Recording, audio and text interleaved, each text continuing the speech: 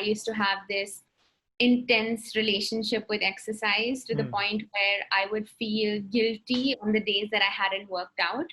And it became slightly problematic when I realized that too much of a good thing can also be bad for you. I mean, if anyone's listening to this and if you're going through a tough time, I just hope you realize that it does get better.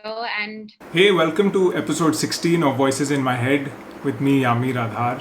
I'm sorry for the long gap between the last episode and this one, and that's because the last month, which was September, was super stressful for me. 7 of my staff members were tested positive for COVID, so taking care of them, getting them quarantined, isolated properly, retesting.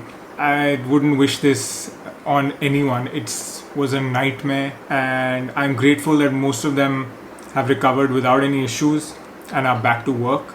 It's a stressful time, and I don't want to continue about it. I think I've learned so much about COVID in the last month that I should do an individual podcast episode, which I will. Today I'm very happy to bring finally Gia Singh on the podcast and share what I discussed with her with you. Gia is a freelance writer. She's a self-care and body positivity advocate. She's always trying to get women to get more comfortable with their own bodies. She believes that wellness is a journey you embark on one day at a time, and I encourage you to check out her blog for which she writes, which is called Wandering for Wellness, and I'll put the link down below in the show notes for you to click on and check it out. I hope you enjoy this episode. Please subscribe to the channel if you haven't already, and as usual, your feedback means a lot. Here's my conversation with Gia.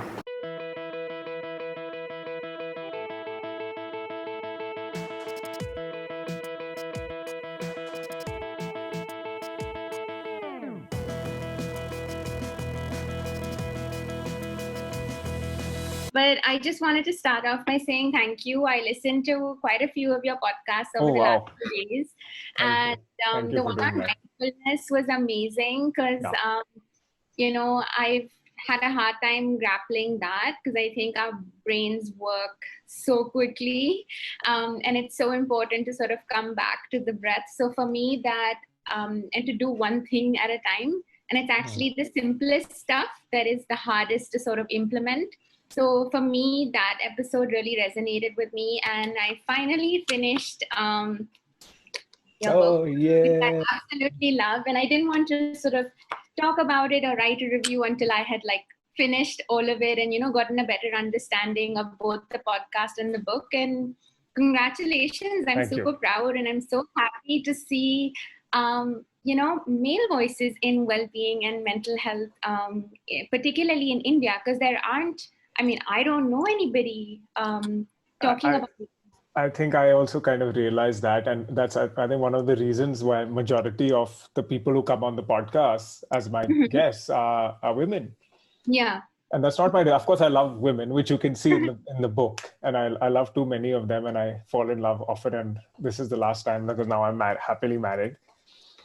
But I'm actually struggling to find men who are willing to come and share wellness stories. And that's not because I'm just looking for big influencers or big names. I feel that, and I'm generalizing, that men, it's slightly less macho, air quotes, to come and speak about your feelings or speak about something that perhaps you can even say is tapping into your feminine side. And I don't even know if that makes sense. No, it makes perfect sense. In fact, I don't know if you and Sharnamli have watched this show called Jane the Virgin. Oh my God, Sharnamli is obsessed by that show, and it's a pretty good show actually. And I ended up, because she was singing in the background, and I always tell her I'm not watching, and I'm doing my own thing. But obviously, I'm in the corner of my eye, I'm watching, and I ended up really enjoying it. It's a brilliant show. Yeah, and so actually what I love the most about the show, I love telenovelas, they're amazing. But the male lead, Justin Baldoni, he does a lot of work. So he has a podcast, and on his Instagram channel, he's always lending his channel to male voices. And he has this platform where he talks about how men should be vulnerable and how men should be okay with the idea of sharing and talking about feelings and emotions, and how it doesn't make you any less sort of masculine, and it's healthy for men to also tap into their femininity. and their feelings. And I'll send the TED Talk to you as well. Yeah, and please do. blew my mind. And so he's incredibly good looking and he's super Oh, yeah, yeah, yeah. charismatic. I mean, he's one of the best looking guys in the world, apparently. And For sure, Shinamli, for sure. every time we're discussing it, Shinamli's like, no, but he's also a really nice guy. I said, yeah, like you really care about that when you're looking at his face, that he's really a nice guy.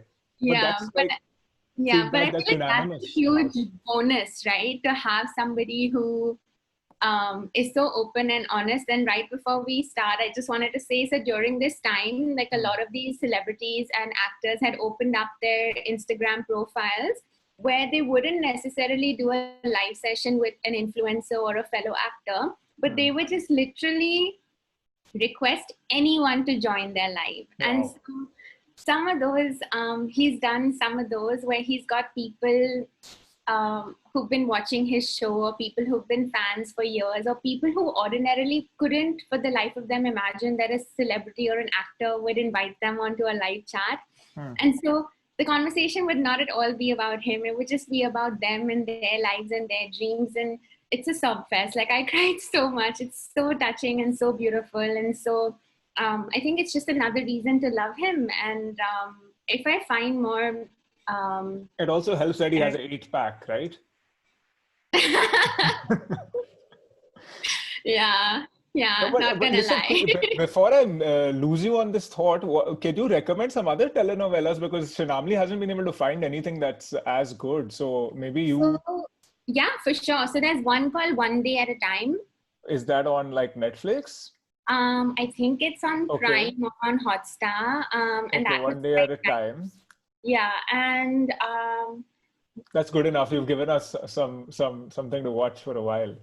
I assume it's a really long show. and there, there are quite a few seasons. And I'll try and, I think through the course of this podcast, because we've been watching and consuming so much of this stuff, I'll try and find some more and recommend them to you. Please do. That would be great. Awesome. But thank you, and thank you for reading the book. Thank you for your kind words. And I actually somehow I hadn't been on your website.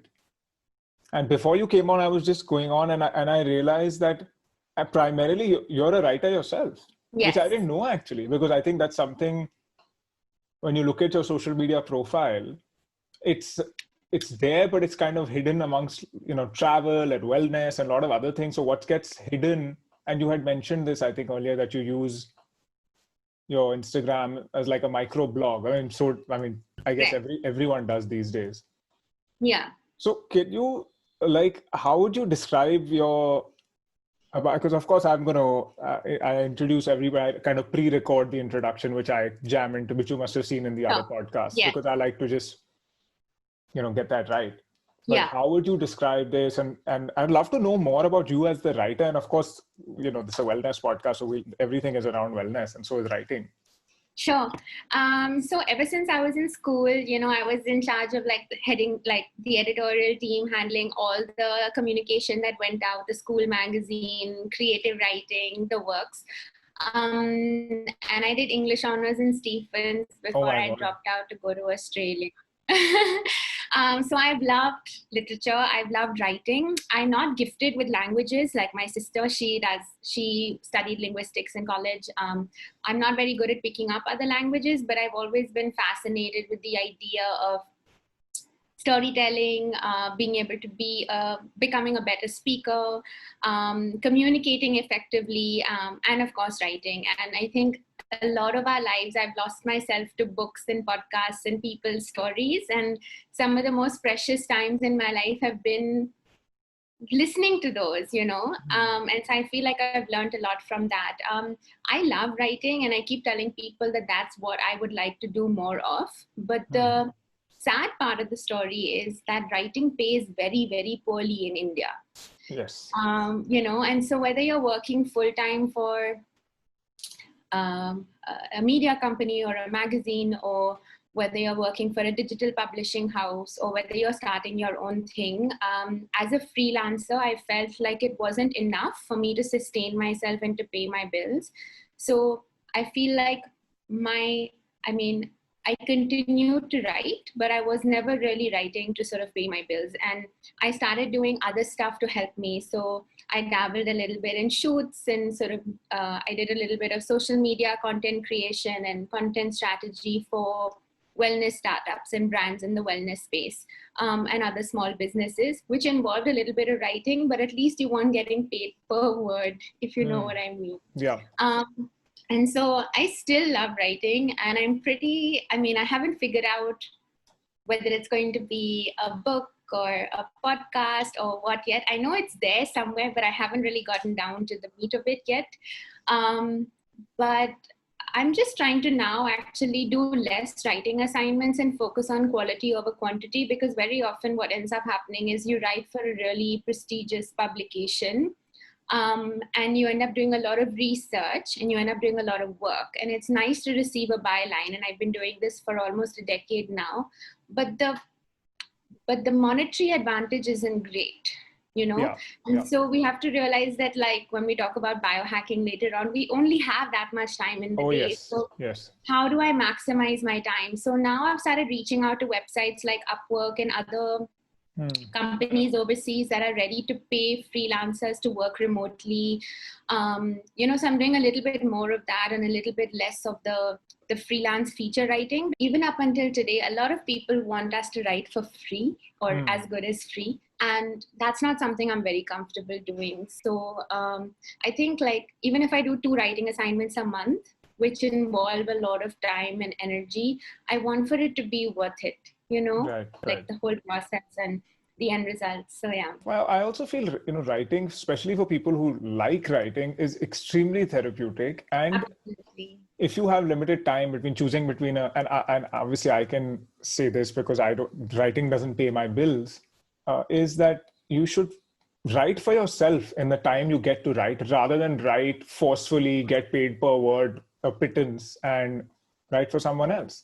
Yeah. Because also you can't, look, I honestly don't even, despite the fact that I've written a book, this was all kind of a therapy session that the universe did for me, and I just spilt all this out.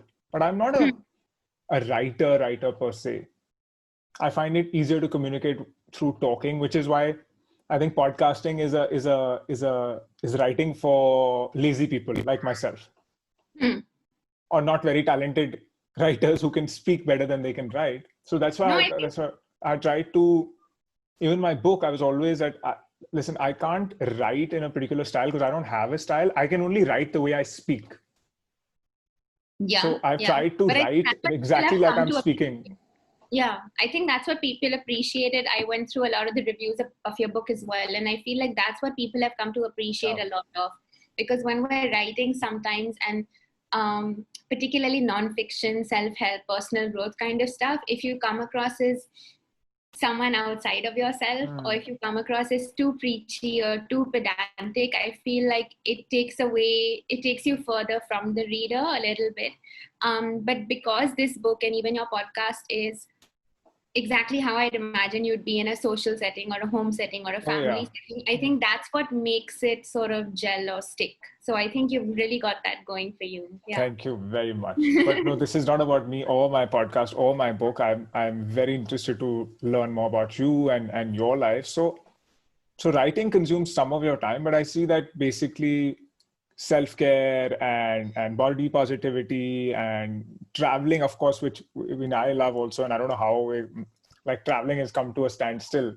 I don't know how we're going to restart or get back into that mode. And there was an interesting meme or somebody had shared on Instagram the other day that if you can't go out, go in. And that made a lot of sense to me, which said basically like meditate. And so that resonated. Work on yourself. But also like traveling is therapeutic, and I don't know when we're going to be able to do that again. So that's a bit sad, but that also gives us a lot of time for self-introspection and reflection.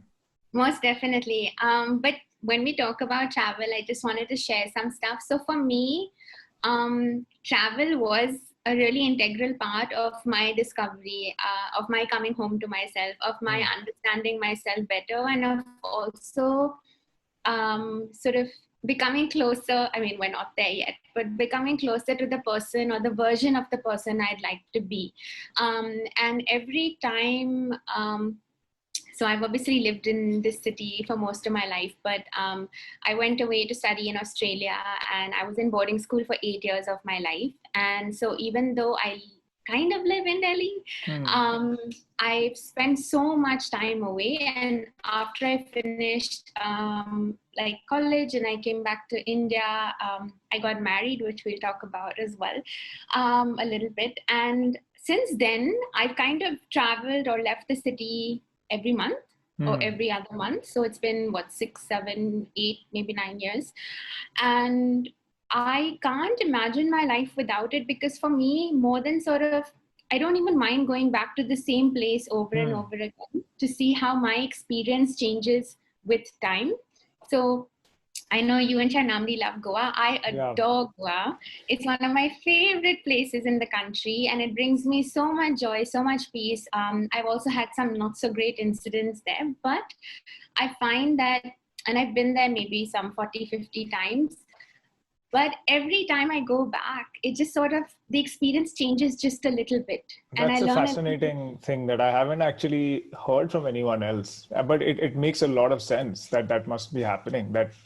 So can you talk about that? I'd love to dig into that a little further. Yeah, for sure. How does the experience change? And I'd also like to know your, well, not so great experiences in Goa. Sure. So I think for me, like when I was little, I used to always tell my parents at the dinner table that I want to be able to have a job that affords me travel opportunities. And I don't want to wait until I'm 50 to save enough money to travel. Because let's be honest, tomorrow's not guaranteed. I want to be able to travel so much that by the time I'm 50, I would have seen almost everything there is to see. And then I can sort of focus on the places that I love the most. But over time, that has sort of changed a little bit. And even within travel, and so I've been to places one time, but I've been to many places, or like a few places many times. And it's no surprise, but the places that I go on to continue to visit are places by the sea. And I don't know whether it's the yin energy or the feminine energy, or the fact that I love being by the ocean or by a water body, or the fact that I spend so much time in and around water when I'm there. But there's something about these beach towns in every continent that sort of just have this magnetic pull almost. And so if I look at all the places that I've been to more than 10 times, it'll have to be a beach town. So whether it's Bali or some place in Thailand, or even a place in Australia, Goa, Kerala, I don't know what it is, Sri Lanka. So I think that what ends up happening for me is that I try and sometimes I even go back and stay at the same place in the same sort of area. And yet, because we're continually evolving, right, with time, whether we see the growth or not, the place also continues to change. So there are places in Goa like Asagaon became really popular because all Delhi people were moving there, right? But like 5 years ago, Asagaon was empty. Yeah, well, I've always loved Asagaon. I mean, I avoid Delhi people like the plague, and that's the truth. But Asagaon is just, I love it's just this like urban jungle now. Yeah. And I like honestly, I like the food there. I like the restaurants there, and I just enjoy it. I mean, the fact that Delhi people are moving there is perhaps going to take away from it, if anything at all. Yeah. So Asagaon and Siolim have become the areas where and then they go further north. And it's the same thing with Bali. So like for me, I used to spend a lot of time in Ubud and Canggu, and every year with time, it just sort of became more commercial and more cafes started mushrooming. And so with that, my experience towards that place also changed. And so I don't know, I think there's an element of rediscovery of yourself when you end up going to the same place again after a little while. And you come to realize that the little things that you don't see are growth. You've actually grown in those places. You've actually, there's been a change, and change is growth. So for me, it's been really interesting. And I think more than anything else during this time at home, this is the longest I've been home in like maybe a decade or more, because I've spent so much time away from home. And I don't know if I miss like the flight and like taking a journey to a new destination, but I think I miss this idea of having the grass on your feet, or like walking barefoot on the sand, or being able to walk without honks and cars and you know what I mean, and pedestrian traffic, but just like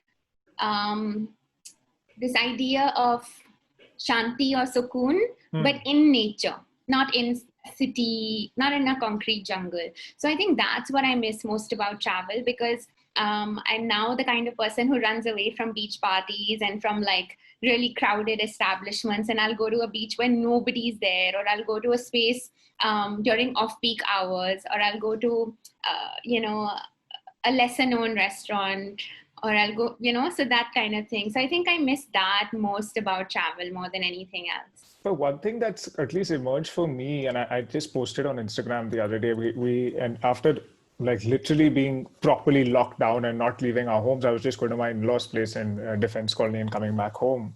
We ended up going for a drive to a Rashtrapati Bhavan, and then we got off the car and I took a picture and it was amazing. I saw that.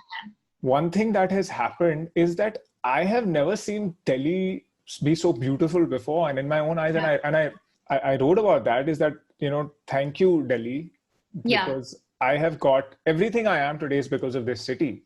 Absolutely. And despite that, I've only abused Delhi, and I've only abused Delhi people, and I've only seen it in a very negative light. But I finally saw that Delhi, it looked, because when I got off the car that day and we were walking around Rashtrapati Bhavan, it reminded me of the Delhi that I grew up in when I was much, much, much smaller. Perhaps what my son's age is like when I was 2 or 3 or 4 or 5, whatever the earliest memories of Delhi, with the paved, clean streets and no traffic, and it seemed like that, and I thought to myself that I need to start appreciating my own city much more, and that's what it is. However much we want to believe that, oh, I'm a Goan at heart, oh no, I live in London, I live here, I live there, Bangalore is so nice, much better than Delhi, but in the end, this is our city. This is home.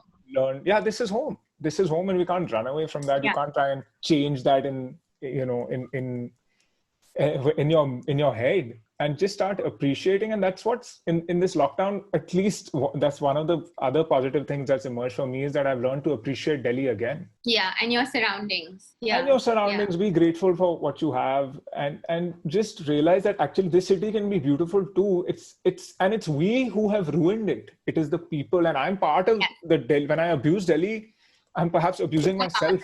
I'm abusing myself in that in the larger scheme of things. Yeah. So that was an interesting thing that I thought of, what you said. And this other thing is that, there is something about beaches and oceans and water bodies, when you just, even small water bodies, even if you have a small pond or something in your house. Yeah, a lake or a small pond also. Yeah. Or even one of those fake ones that people put in their homes, that there's something about water. And I heard this somewhere, or I read this, I don't remember now, is that because majority of us, we're made up of water and the earth. Actually. And, there's something that we connect to. And even if you just sit on a beach and I can sit on a beach and not talk to anyone and stare at the waves coming and going. And that, isn't that meditation, mindfulness, yoga, whatever you want to call it? No, but you raised a really interesting point about Delhi, which I kind of wanted to come back to. And so you're absolutely right. I think for me as well, this lockdown has given me a lot of time to, we haven't been able to go out too much at all, except for like grocery runs and to the vet and stuff like that. And I haven't even been to too many parks, so I can't really say much about that. But I've always loved how lush and green and verdant, and how open and like how just massive Delhi is as a city, and how green it can be in like some pockets. But what used to really get to me and affect my health a lot was the pollution. And I think for the first few months or weeks, and you have asthmas. And so the first few weeks or the first few months of the lockdown, I would go up with my dog to the roof, and we would just sit there, play a little bit of music, and I would pretend work out, and we would just watch the sky change color. And it was so beautiful. It was exactly like the experience of watching the waves. It was just as That makes a therapeutic. lot of sense. Again, it's the similar colors of the water. And well, the water has no color, right? It's the color reflecting of the sky in terms of when you're at a beach or a... Yeah, absolutely. And so it was as meditative, as therapeutic, and like having my dog there next to me just made the experience so much more beautiful. And I was doing it quite often, and now it's just become a bit hot, so I don't go there every day. But that was actually one of the biggest highlights of my day, because we don't have grass on it. Right. But just sitting there with my dog, just watching the sun, like watching her chase birds and squirrels around, watching her sort of react to the different things in the sky, and just looking at how beautiful and clear the sky was on some of the days. It was pretty magical. So yeah, this is what the sky really looks like. And I always used to, like, this is the sky which you see when you travel, honestly. Absolutely. Yeah. And it's so important. I mean, that's why it gets frustrating, because your home is in a place where you can't even see what the sky is, the real color of the sky. Yeah.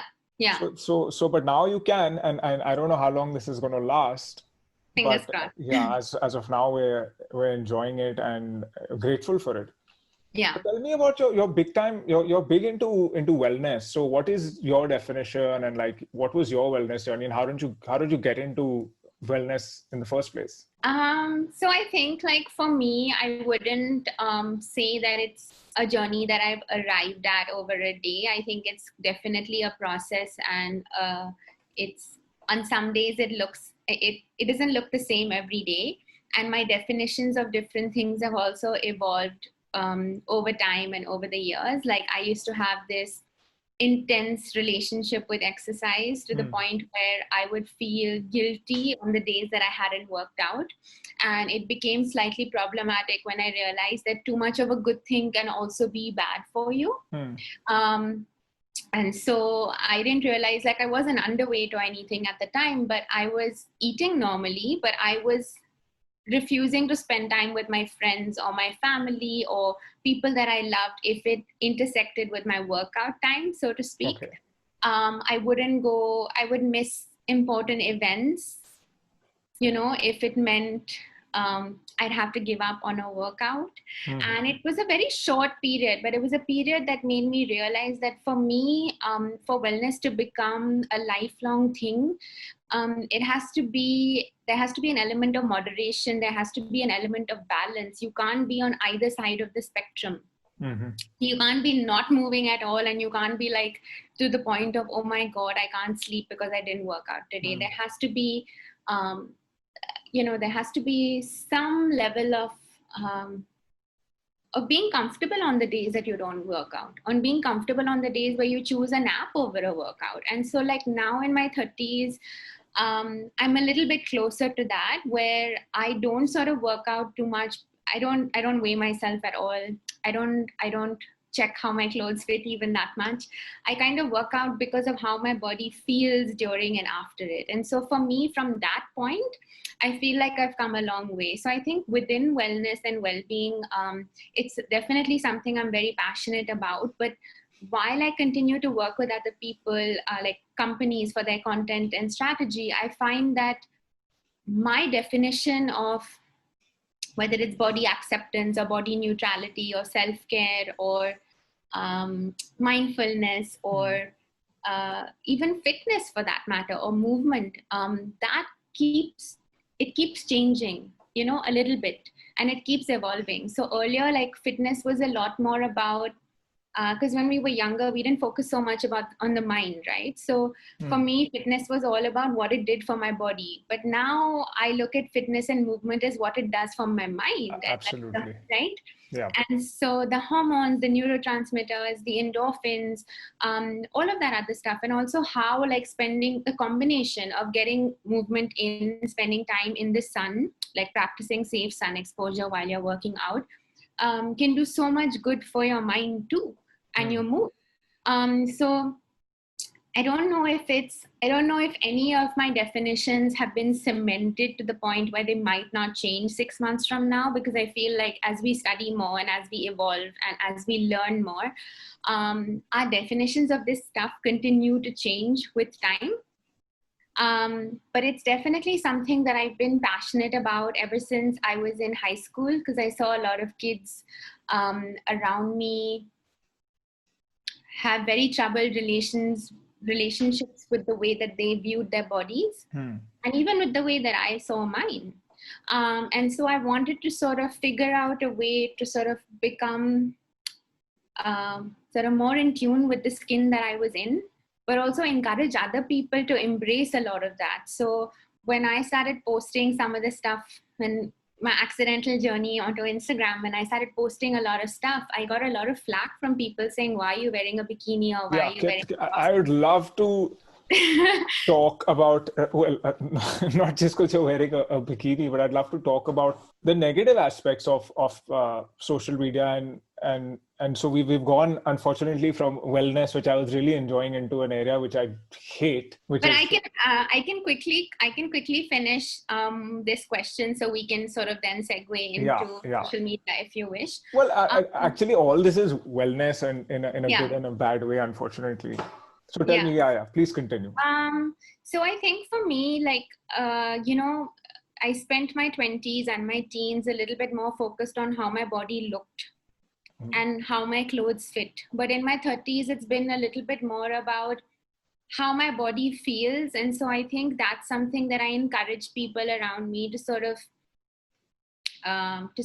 do more of, and to allow themselves to do activities that nourish their mind and body, not just things that, like, don't follow a Zumba or a HIIT class blindly, because our bodies are unique and each body type responds differently to a different kind of exercise. Sure. And so in my 20s, I tried just about everything from spinning, martial arts, boxing.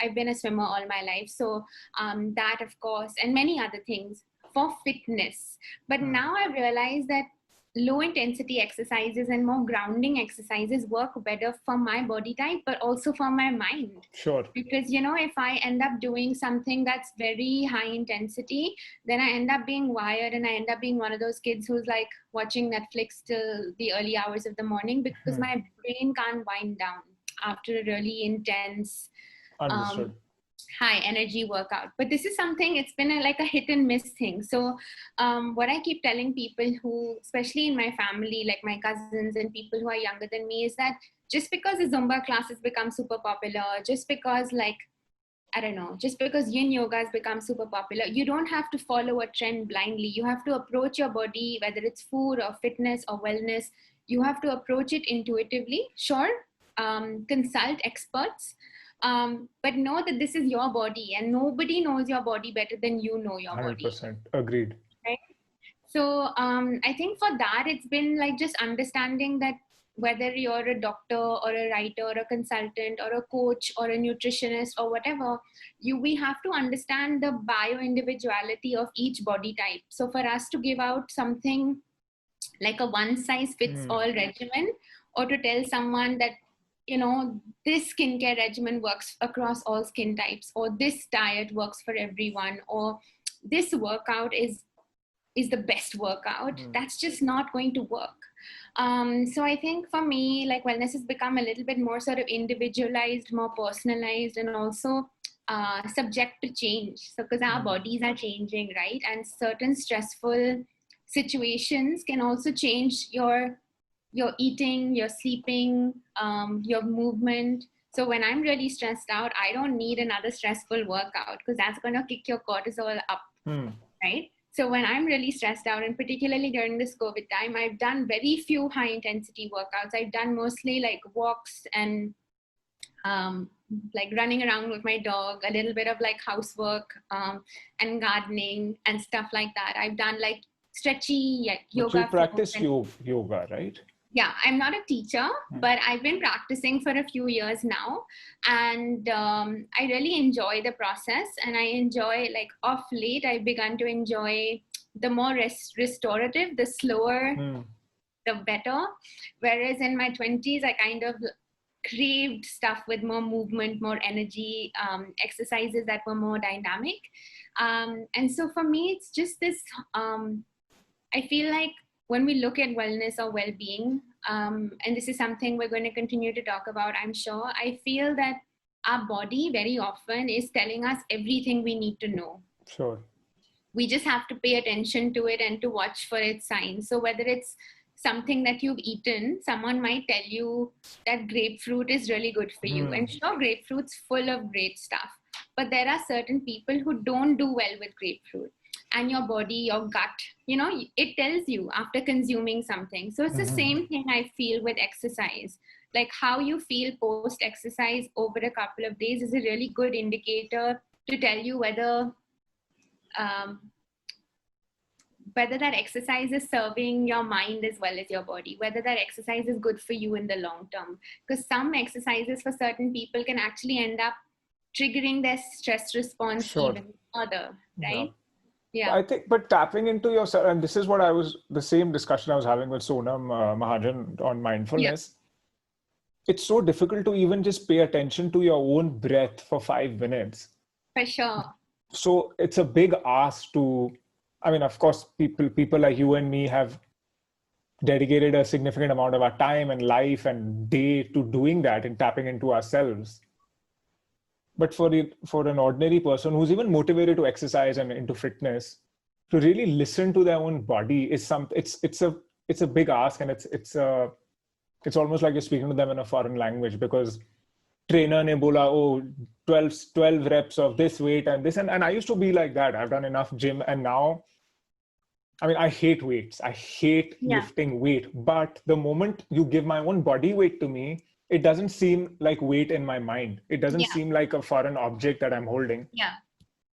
I'm okay to balance my own body and use my own body as weight, which is why yoga works for me. Yeah. And now, I mean, I've recently getting a bit hooked on to running and jogging. So I've started doing that. And also because I never had the stamina earlier. Now I do. Yeah. Various reasons. Perhaps there's no pollution. I'm enjoying it. It's something different. And so how does one do that? Is you're right. I think you have to experiment. Don't take, I guess, the trainers or anybody's advice blindly. Do your own research. See, there's so many good resources available now online. There are podcasts, there are YouTube. Like, I have learned so much just from YouTube. There are so many things I've learned from YouTube. And of course, there are a lot of quacks on YouTube.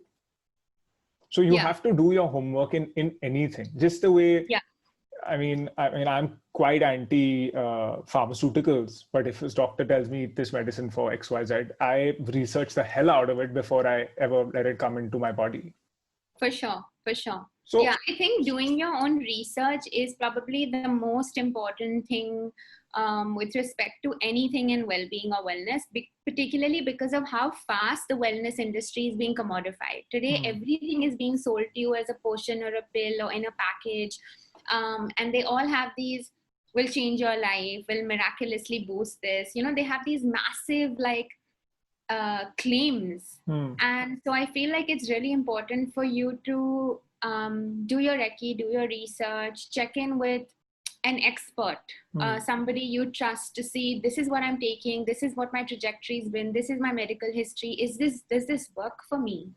But I also feel that some of the things have been, it's quite easy now. You go on Amazon, order yourself a pulse oximeter, which everyone is saying you should have now because of COVID and all. Okay. Yeah. So something I'm big on is like box breathing. I know you've heard of that. So Navy SEALs made it popular. Yeah. It's funny because all this stuff was invented in India, exported out, and now you see a white face doing it. So you're very excited to do the same thing. But the funny thing is that we are the ones who taught them all this. Yeah. Anyway, I don't want to sound like one of the Hindutva whatever guys. But you take a pulse, oximeter, put it on your index finger and start doing box breathing. Your oxygen, and I don't care who you are, what condition you have.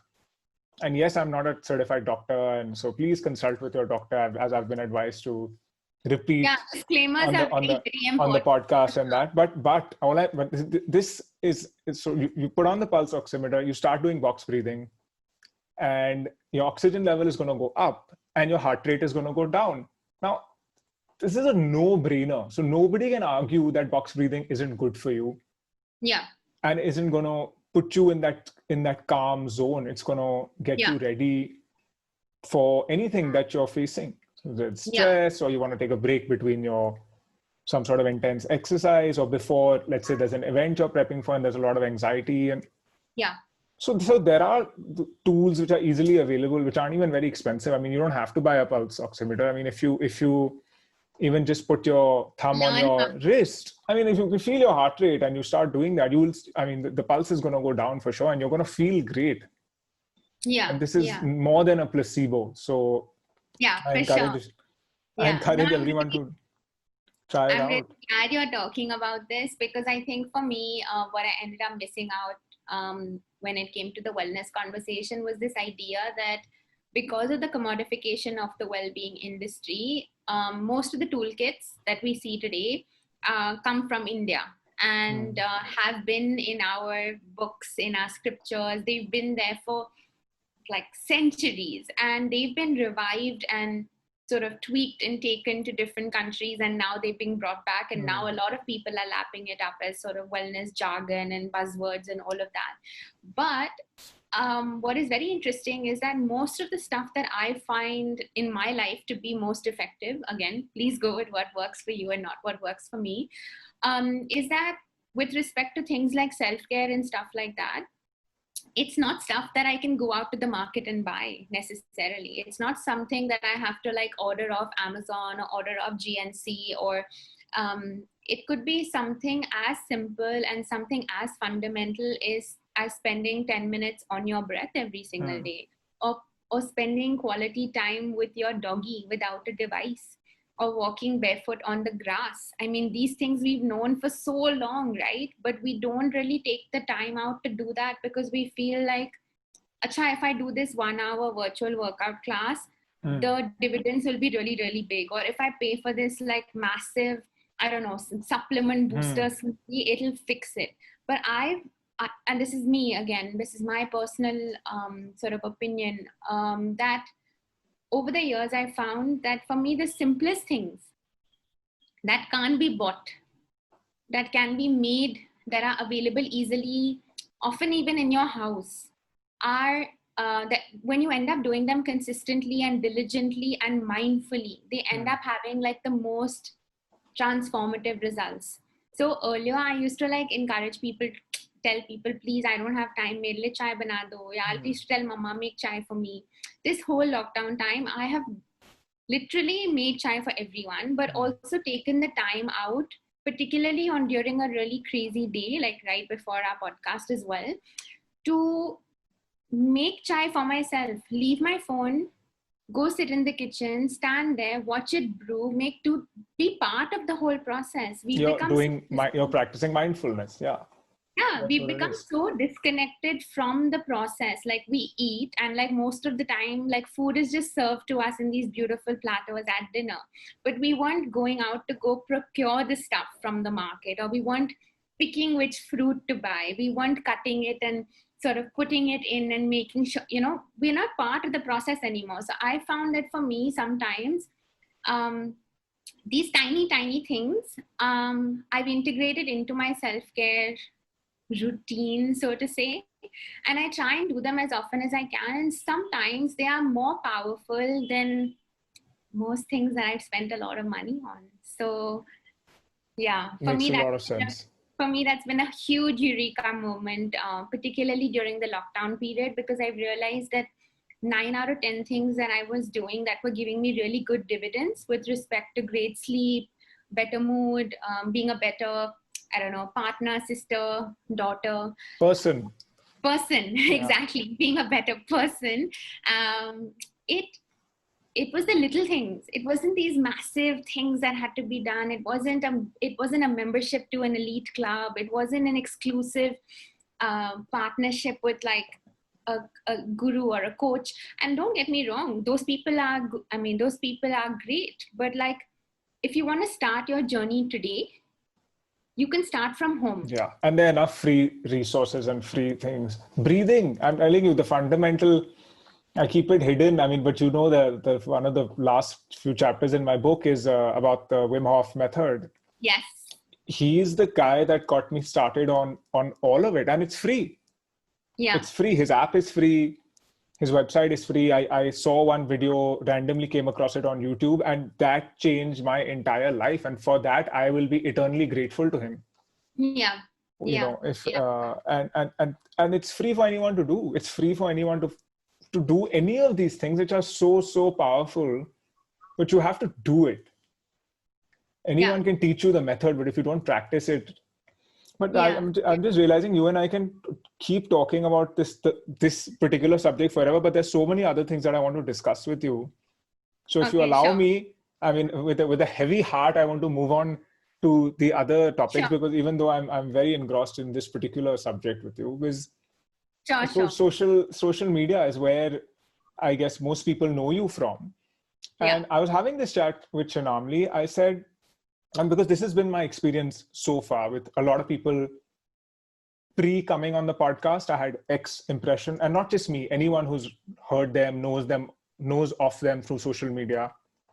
But post seeing the podcast or post hearing the podcast, you have a totally different impression about them, because like in a Twitter, those 150 whatever characters, or one picture on Instagram, or one video on Facebook, or whatever the hell, TikTok, these nonsensical things that exist now in our life. Well, TikTok has been, I can say, luckily banned, because I used to not really enjoy this general universe of what was going on in TikTok. But that's my personal opinion. I know a lot of people made their careers off it, and it's fine. So no offense, and please don't kill me for that. But this, we are all, including myself, we're all putting one image of ourselves out there, and we all like to believe that it's as close to who we really are. But at the back of our minds, the people who are not like that, or who are portraying, I mean, we all know it, right? I'm trying to portray this wellness guru image. I want to sell more of my books. I want to sound very intelligent and cool and real. And only I know how authentic that image is that I'm putting out there. So you make an impression of someone. So similarly, when you open, let's say, go onto your Instagram page, a lot of similar thoughts may come to mind. And when I say similar, I'm not being specific with what I'm asking you, but what I'm saying is that you make an impression of someone the moment you see them on social media. The generalizations for sure. Yeah. So you make an impression of someone. Suddenly you see that there is certain women in particular have a certain kind of image that they portray. There are a lot of bikini pictures, there are a lot of XYZ kind of pictures, and other people are trying to portray other things, whether it's luxury, whether it's, oh, we only fly private and first class and we only do these luxury holidays. And the other people are like, oh, I'm very cool and I'm very street chic, or I'm very funny, or I'm a comedian, I'm this. So everyone's portraying an image. And we're very quick. And social media has enhanced this problem, or really magnified this problem, is we're quick to judge, including myself. Oh my gosh, yes, we all are. So I just wanted to get your general views on social media and your own positive and, of course, negative experiences that you've had with social media, because you mentioned something earlier. Yeah. So I think my relationship with social media has not been, it's not been straight. It's not been a straight line. There have been many instances where I have contemplating leaving the app altogether, or getting an organization or an agency to handle it for me, because I felt like on some cases, on some days, it was taking away from me more than it was giving me. And while in no way am I saying that social media has also afforded me a lot of great opportunities, it's made me meet a lot of fabulous people, both online and offline pre-COVID.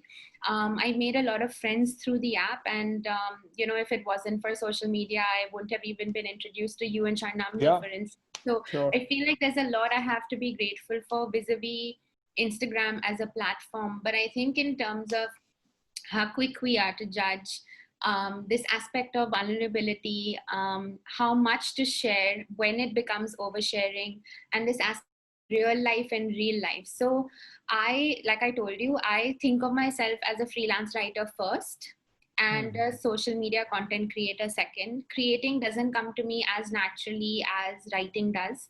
Sure. And so whenever I'm given a choice, I would much rather write or speak than put up a picture, because I'm not a photographer. So 90% of my photographs, if they are from a shoot or from a travel destination, they are shot by either a professional or my partner. I don't shoot my own photos. I've tried it, didn't work very well. So so I'm not gifted when it comes to being behind the camera, for sure. And even in terms of, I don't consider myself a model or anything else, even though I've done many modeling assignments and I've been paid for being the face of, or sort of participating in campaigns and stuff like that. But I don't view myself like that, if that makes sense at all. Yeah. I've never told anyone I'm a model. I don't think I identify. I don't think it figures. But I've done that. I've dabbled in it and I've enjoyed the process. I think with social media, so it hurts me a little less now, but in the beginning when I was starting out, very few people in India were posting photos on a public platform of themselves on a beach in not a one-piece suit, but in a bikini. And that's around the time that I started Instagram, or started my journey with Instagram. I think it was 2016 or late 2015, and it was shortly after my divorce.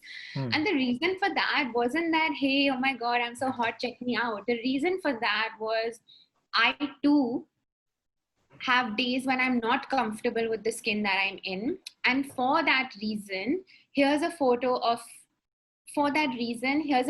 me, because why should judge for the clothes that we wear, and why should we think 20 times or 40 times before putting up a photo of ourselves? Why should we be afraid of so much judgment? And whether it's so-called friends or acquaintances or ex-partners or ex-friends or whatever it is, or far off relatives, I've got a lot of flack. I can imagine. Yeah.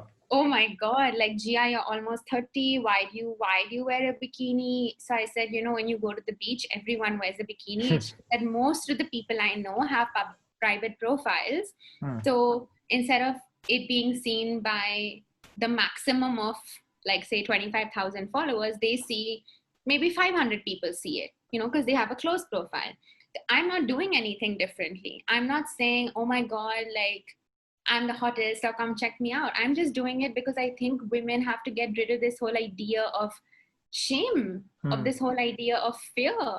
So, I mean, we've all lived in India, and so Goa is probably one of the only places in the country where you can go to a beach in a bikini, right? Sure. And nobody will give a shit. I mean, nobody's going to look at you twice. Yeah, but even then, in Goa, there are certain areas where you have to be a little careful. Where you have to sort of wear a sarong or be more modestly clad or whatever. And so for me, like, in the beginning, I used to get a lot of messages from well-meaning friends and well-meaning people saying, if you do this, you're not going to get remarried. Oh my God. You've touched that. Yeah. I know. And I'm just saying, I'm cringing because this is you're coming on the 15th or the 16th episode, and this is the 15th or 16th time at least that I'm repeating this, because I repeated in every podcast that the most important achievement, the greatest thing you can ever achieve in life, if you're an Indian, is get married. So congratulations, you've done it once. So in fact, you should be doubly congratulated if you're going to do it again. So this is so irritating for me. It's such a touchy subject, it was a very touchy subject for me as well, because I just felt like it was people I knew, even people I'd known for 10, 15 years, who were sending me messages like, Gia, we love you. If you wear a bikini like this, maybe you won't get a rishta. Maybe you won't get somebody who wants to marry you. Maybe you won't find a nice man. Maybe the men will get so put off that they'll think you're that kind of girl. Then obviously we got a lot of unsolicited photos and messages from men proposing and propositioning and all of that other stuff that you get, right, when you post a picture. Yeah, but honestly, that happens. I know that happens to people who've never would post in a bikini either. You just have to tick female in your profile. Even if I tick female in my profile, I bet I'm gonna get some pics like that. Yeah, I get it in a suit, in a sari, in a dress. Exactly. That has nothing to do with what you're wearing. So I think clothing, this idea that people need to understand is that a lot of times I find women pull other women down, and a lot of times I find that women also lift women. And sometimes in our lives, we see more of one than the other. And I would hope that in the days that continue and for as long as I live, I see more of the women lifting other women up. But I feel that clothing is not consent. So and your body is your expression. So how you choose to use your body and how you choose to work with your body, it's entirely up to you. It's your body. Nobody else has consent or rights over it. And I think it's like centuries and decades worth of this conditioning, right? But I think this idea has to somehow ring true for us, where we have to stop judging people based on the clothes they wear. And I've had some very difficult conversations with respect to me and with respect to other women, saying, oh my God, what was she wearing on that TV show? Or what was she wearing on that talk show? Or why did she have to come to that event like that? And that's partly why I don't talk to those people anymore, because they don't understand where I'm coming from, where I just tell them that's your body, not yours. And like, you have no business talking about stuff like that. And I think the reason why I'm able to talk about that is because people have spoken like that about me. Sure. You know, I feel like if I didn't know what it felt like to be on the receiving end, I wouldn't be able to speak up for them. And so sometimes it could be a short skirt, or sometimes it could be, I don't know, just like fitted clothes. It doesn't have to be a bikini, but I've seen this judgment coming from both men and women, and from people we all hang out with, like people I've known all my life. So I just feel that some of it came to me directly, where people dropped in messages in my inbox. Some people sent me emails. Some people even tried to have interventions because they said no boy will want to marry a girl whose Instagram feed is full of bikinis. And I hope you shut that conversation down, or I hope you at least, before you block them, I hope you at least give it back to them. Is that, how do you know what boys? Sure. I actually told Do you know the mind of every single man on the planet, or every single potential man that can be my mate on the planet? Yeah. No, I actually told them that I said I don't want a man like that. I don't want a man telling me how to dress. But for me, I think, so I spent many nights crying and many nights contemplating whether I should leave the app. I even spoke to professionals about this, like about the impact that validation and like criticism stemming from social media has on us and our health and our mind space. Yeah, absolutely. And I have to say, it's a lot sometimes to take in, because you won't think of the 1,000 comments you've received over a week that are amazing. You'll only fixate and focus and dwell on the 3 negative comments. And that's just how we are. That's conditioning. It just ends up going there. Your mind just ends up thinking of, oh my God, like, why are they judging me? And so I was there for a long time. And then it reached a point where my grandmother's 81. And I share my photos with her before I put them up. And she approves of every single photo on my feed. And so whether it's a bikini shoot or a campaign shoot or a sari photo or a photo of me with my boyfriend or whatever it is, if she says, Gia, I think this might attract unwanted comments, I'll be like, okay, I'll think about it. But if she says, I love it, I post it. So, and for people who give me a lot of this shit, I'm like, dude, my grandmother approves of this, and she's she's the only person whose opinion I give a shit about. She's the oldest member of my family, and she's the closest person to me. Amazing. And 2 generations, right? And so if she approves, who the hell are you? With all due respect, who are you? But you think it's better now that there's not just Gia Singh, but there are 1 million billion bikini and crazy, even borderline pornographic pictures on Instagram being shared every second? So I as we think it speak. does make a difference. It has made it easier that now a lot of people, whether you're a content creator, a comedian, a singer, an artist, a model, everyone's sharing photos of themselves at the beach or taking, beautiful photos of themselves in costumes or bikinis or even lingerie for that matter. But I find that the comments still come. Of course, that Because will not change. I don't think with that'll change, every but I just stage, feel that there are less people who are going to call out a Gia Singh on something like that. yeah, but you know what really bothers me, and I'm going to have to say this because I've thought about this for a really long time, is that clothing is not consent, and what someone wears doesn't give us the right to judge. But very often, and this makes me really, really upset more than angry, very often when you put up a picture of yourself in a bikini or in a costume, people think you're dumb. Why?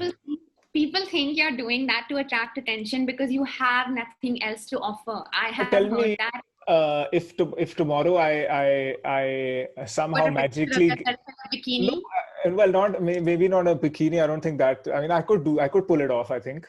But if I somehow manage to get a six pack and I pose just in my swimming trunks or shorts without my t-shirt, honestly, why won't the men, like, why do the men get away with this? And I'm not a feminist, or I'm not any of those, but it's just I just feel I'm a very neutral realist type of person who's more of an observer, a voyeur. And It's a dichotomy, I think.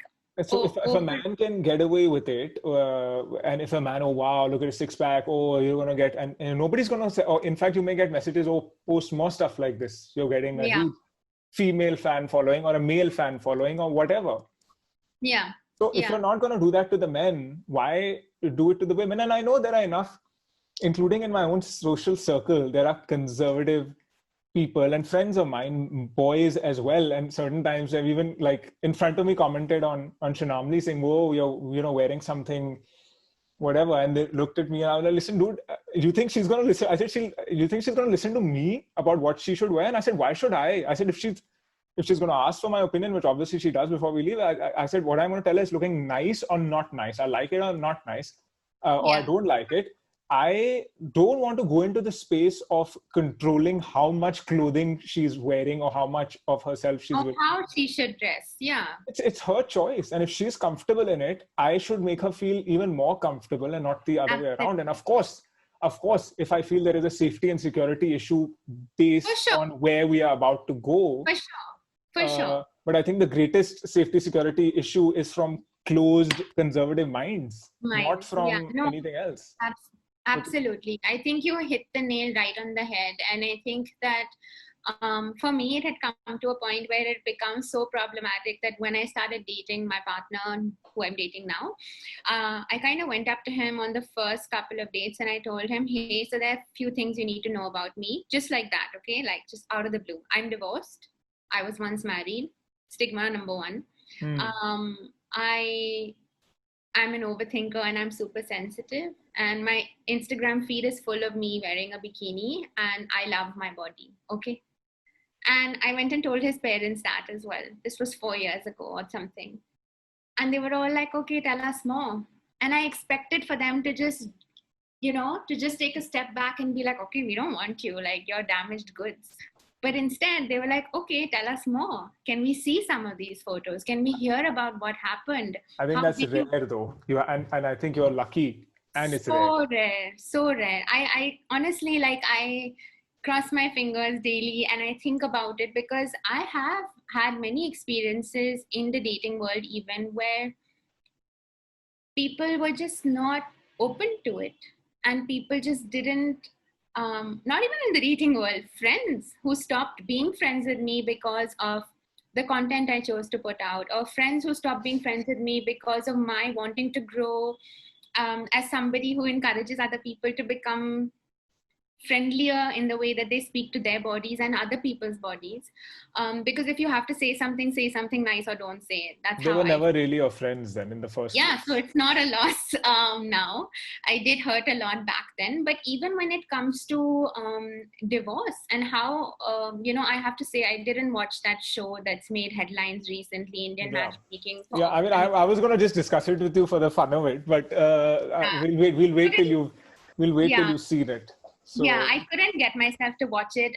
But I think part of the reason why I couldn't get myself to watch it is because I've experienced a lot of this. so can you talk about that? Because the next thing I wanted to talk about relationships and your Divorce. experience with this, because you've been through the greatest learning curve in a relationship. Yeah, sure. So, I did a podcast with my friend Mansha, and I'm going to send it to you as well. Please a couple do. of months ago.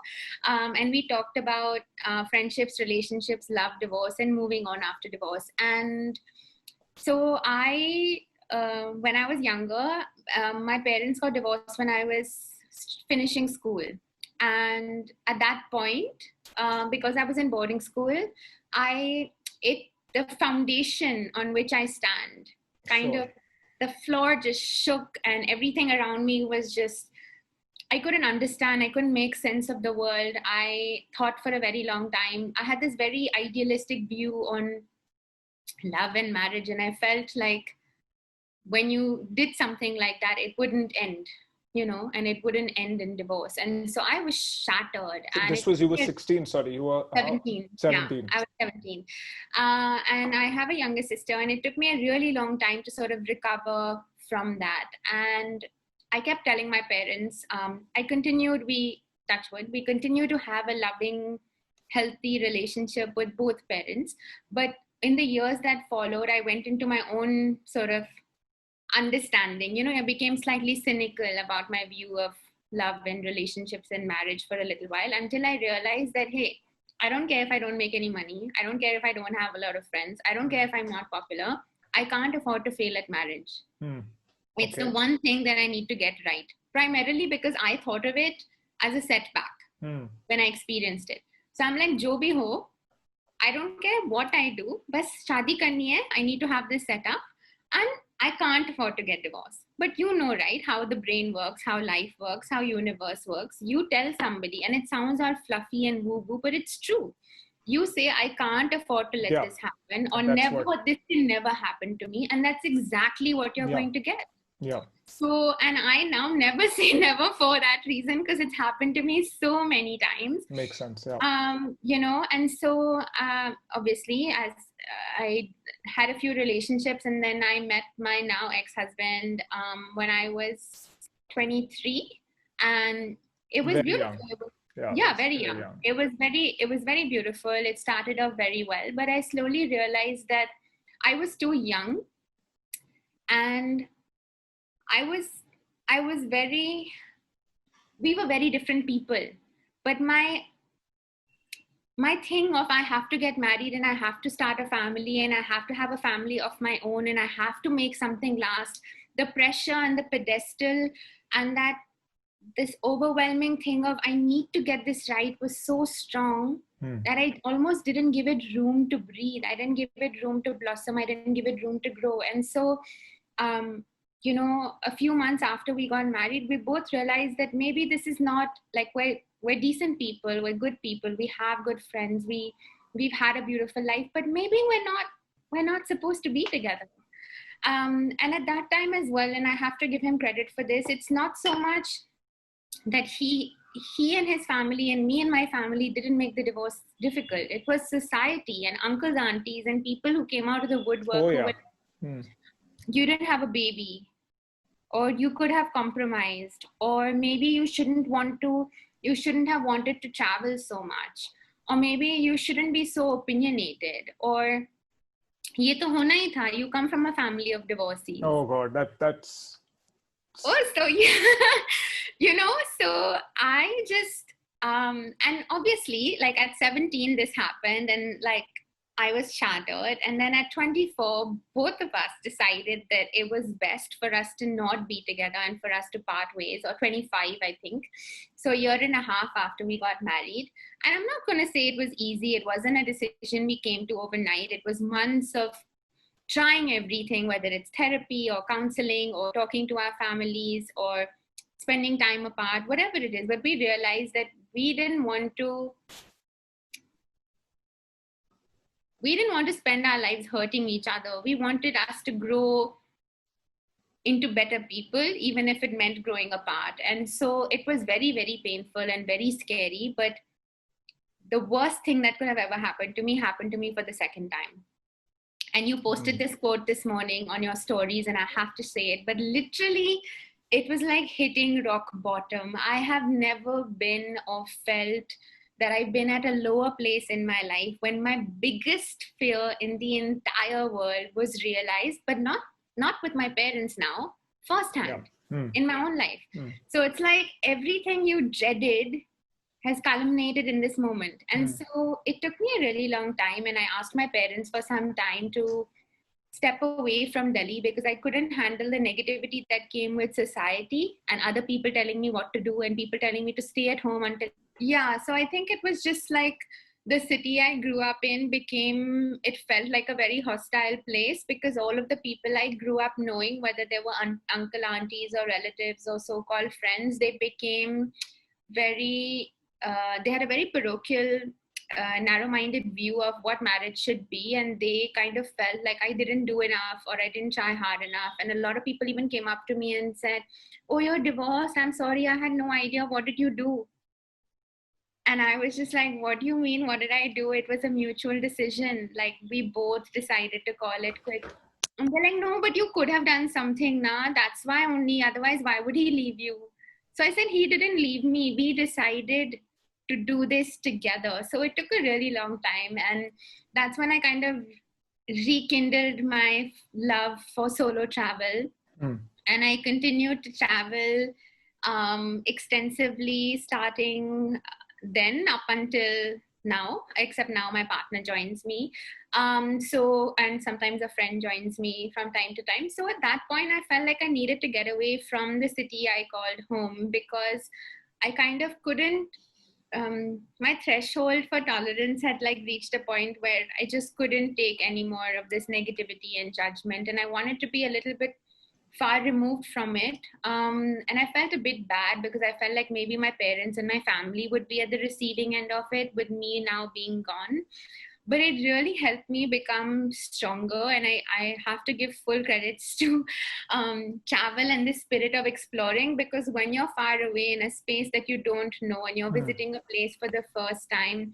And nobody knows you. That's also important. And the spirit of anonymity, you can start afresh. So no one knew me as a girl who posted bikini pictures on Instagram, or a girl who was once married and is now divorced, or a girl with a divorce, with a set of divorced parents.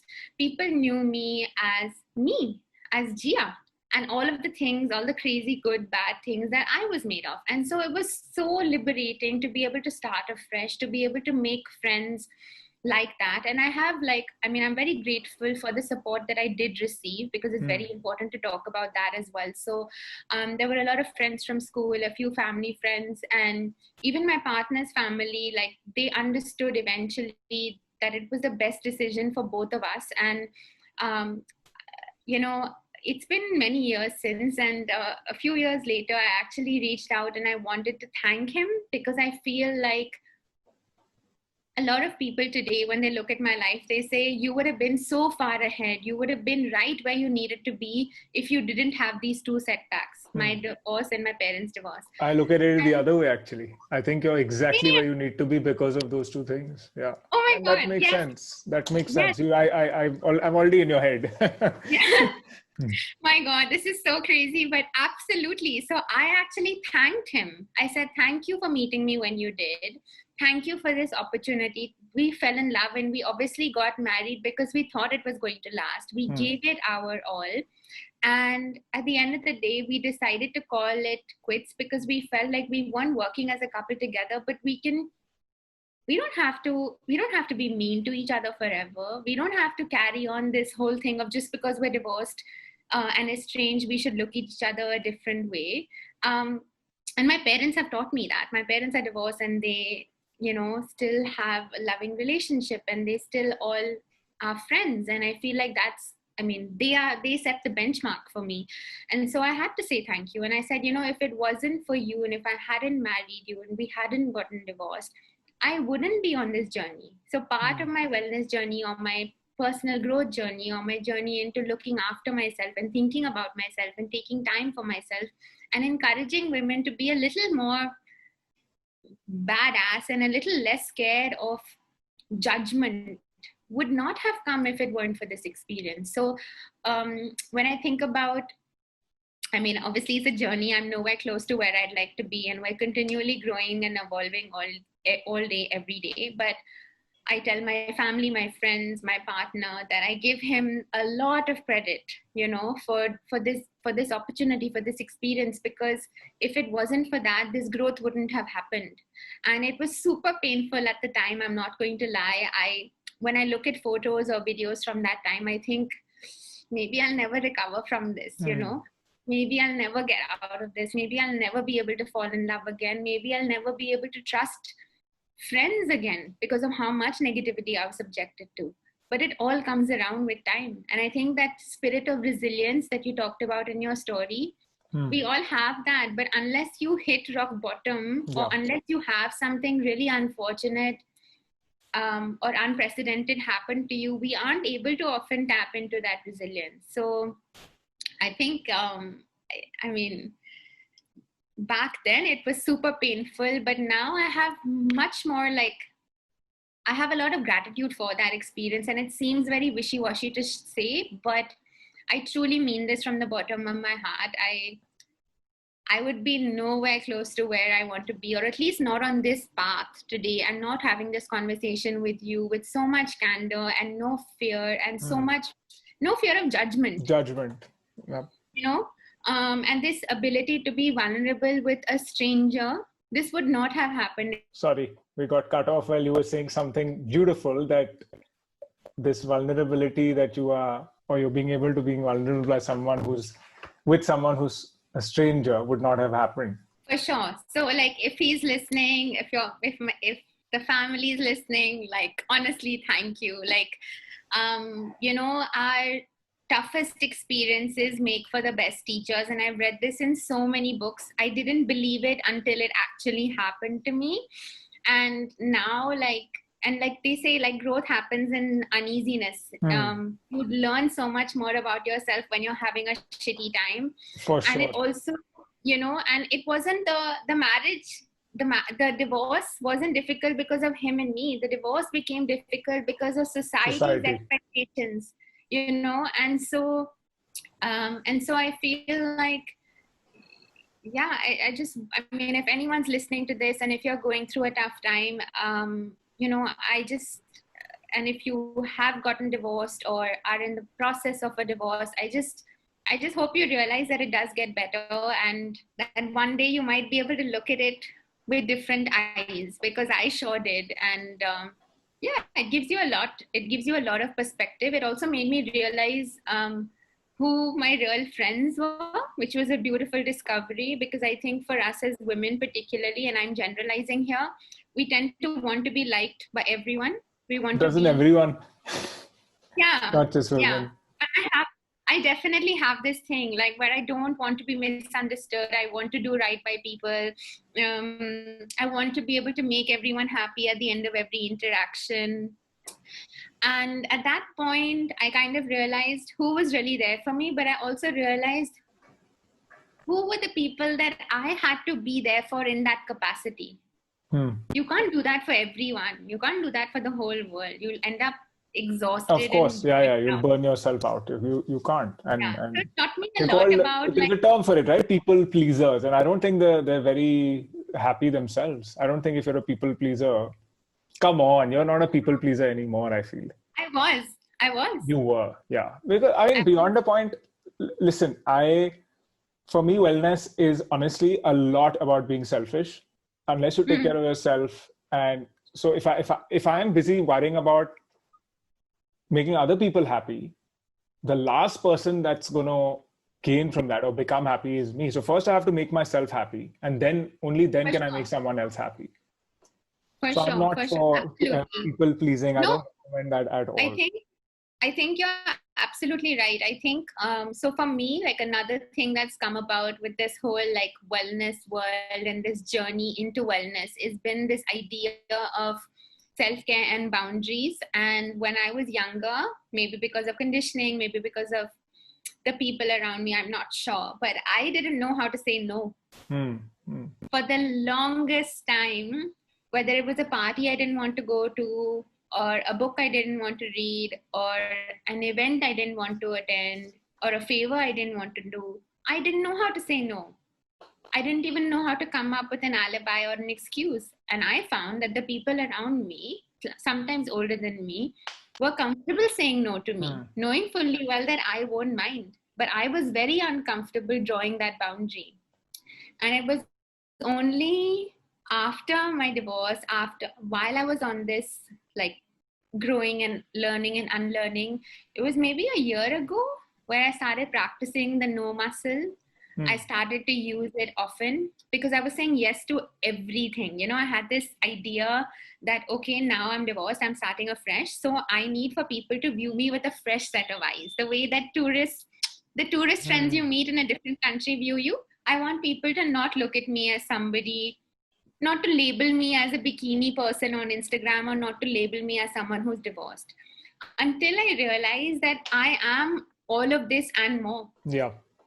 It's a very important part of me. So I cannot do away with it. There's no running away from it. And it's only when I learn how to embrace it and to live in it and to own it as my truth, then I could be wearing a bikini till I'm 40, okay? Like if I'm in good shape, I'm 40, okay. Why 40? I thought 80, now till you die. I mean, I don't know now. I'm just talking till the next decade. But, you know, and like, I don't know, I have a lot of friends now that talk about how it's given them a lot of strength and a lot of perspective and given them the courage to sort of love again and to move on after divorce. And so I want to be able to do that. I want to be able to own my story and realize that I'm not separate from it. It's a part of who I am, you know? And I think that's been a very important journey, but I feel that I could do a little more with saying no and with boundaries. And this is something I struggle with quite consistently, like where people, it could be anyone. It could be a stranger. It could be someone I've known all my life. It could be the people who are closest to me, where they will ask me for something or for help. And I may not have the time, but I will squeeze it in to make time for this thing because I feel like me doing this and me obliging will make the said person happy. Right. And that often comes at the cost of your own self-care. It comes at the cost of your own well-being, you know? And so that's why when you were talking about wellness, I feel like even with wellness and well-being and all of that, part of the reason why I'm in this space is because just like we are helping each other by holding each other's hands and learning from each other, I'm learning a lot about myself through this as well. So one very important thing for me has been navigating boundaries, being able to say no, having the courage to be disliked, having the courage to be selfish. What a great book, by the way. Right? Yeah. Courage to be Disliked is one of the best books I have ever read. And I think I'd read it just before I wrote this book. It gave me it was the final push. And after that, I mean, something went like, what a book. So, I mean, I'm sorry, I got too excited when you said Courage to be Disliked. No, it's super important because it's a huge fear I had. And I think sometimes we, you know, it can be something as small as not going to a party, not going to an event, not doing a set collaboration, or not engaging in something. So, but it could also be something as large as moving cities, leaving a well-paying job, or ending a marriage because you're afraid of being disliked. Sure. And Absolutely. so it happens to us in so many stages, right, in our life. And so this is something that I'm still working on, but I hope that as this journey continues to evolve, one day I want to be maybe remembered for or noticed as somebody who grew and was able to go against the grain and was able to live life a little more on her own terms without that fear, you know? That's amazing. I mean, I'm just so engrossed in what you said. And I was thinking that, so I come up with the title of the podcast, I mean, depending on the nature of the conversation that I've had. And one of the things that's coming to mind, I think what I'd want to name this podcast as, or the title is that you are the love of your life, right? We keep hearing about, we've been sold. Wow. We've been sold. I just wrote that down while you were speaking. So we've been brainwashed by books and these romantic novels and Shah Rukh Khan doing this over the years, which has really screwed us up into always looking for. It's that concept, and I've a little bit written about this in my book also. Is that it's not Yes. external. All this is internal. Yeah. Wellness is internal. God is internal. Love is internal. So the title of this podcast with Gia Singh, and you obviously know it because you clicked and you reached so far into the podcast. Congratulations, you're still watching. Is you are the love of your life, and that's the message that I want everyone to go away with. I am so happy you came, and I'm so glad that you have taught us about how you love yourself and how we can love ourselves. And I'm extremely grateful for the things you've shared and all the so-called taboo subjects about marriage and divorce and relationships and your own body image and things you've spoken about. I think that's just fantastic. And I'm really grateful to you. And I know that people... Me too. And it was really nice getting to know you like this. After having read the book and gone through some of the podcasts. Thank you, Gia. Thank you so much for doing this. I'm grateful. Bye. Bye. Take care. I hope you liked my chat with Gia. There were so many things that I connected with her on, and I hope to bring many more interesting people like Gia to the podcast. Take care. See you soon. Voices in My Head is created and hosted by Yameer Adhar. This podcast is for information purposes only. Statements and views expressed on this podcast are not medical advice. We disclaim responsibility for any adverse effects that may arise from any information contained herein. Opinions of guests are their own, and this podcast does not endorse or accept responsibility for statements made by guests. This podcast does not make any representations or warranties about guests' qualifications or credibility. If you think you have a medical problem, consult a licensed physician.